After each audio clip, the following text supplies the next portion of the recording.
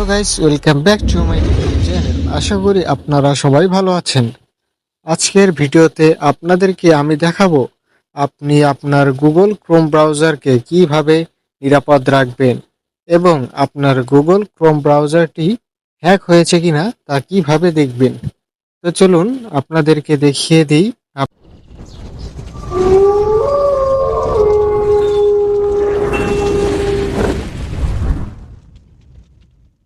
প্রথমেই আমরা চলে যাব আমাদের ফোনের ক্রোম ব্রাউজারে এবং ক্রোম ব্রাউজারে চলে যাওয়ার পরে উপরে থ্রি ডট আইকনে ক্লিক করে এখান থেকে সেটিংসে চলে যাব। সেটিংসে চলে যাওয়ার পরে আপনারা একটু স্ক্রল ডাউন করবেন। স্ক্রল ডাউন করার পরে আপনারা দেখতে পারবেন এইখানে প্রাইভেসি অ্যান্ড সিকিউরিটি একটা অপশন আছে, এখানে ক্লিক করবেন। ক্লিক করার পরে একটু স্ক্রল ডাউন করে নিচে আসবেন। নিচে আসার পরে সেভ ব্রাউজিং দেখতে পাবেন। সেভ ব্রাউজিংয়ে এখানে তিনটি অপশন আছে, ইনহ্যান্স প্রোটেকশন, স্ট্যান্ডার্ড প্রোটেকশন এবং নো প্রোটেকশন।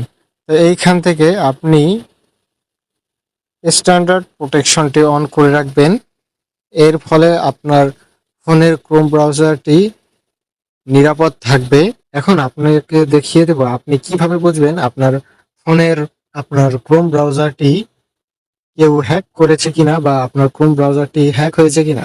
সেটি দেখার জন্য প্রথমে আপনাকে এখান থেকে পিছনে চলে আসতে হবে।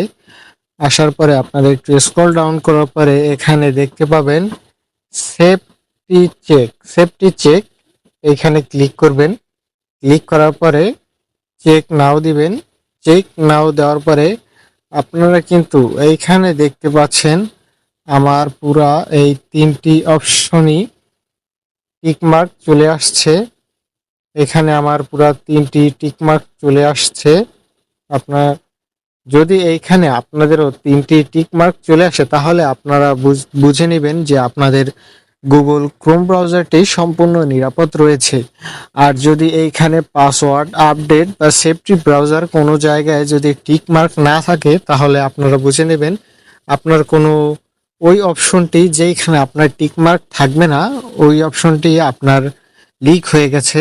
আপনি ওইটা তাড়াতাড়ি করে ঠিক করে নেবেন। তো এই ছিল আজকের ভিডিও। আশা করি বুঝতে পেরেছেন কিভাবে আপনার ক্রোম ব্রাউজারটি নিরাপদে রাখবেন। তো ভিডিওটি ভালো লাগলে ভিডিওতে একটি লাইক করে চ্যানেলটি সাবস্ক্রাইব করে রাখবেন। ধন্যবাদ।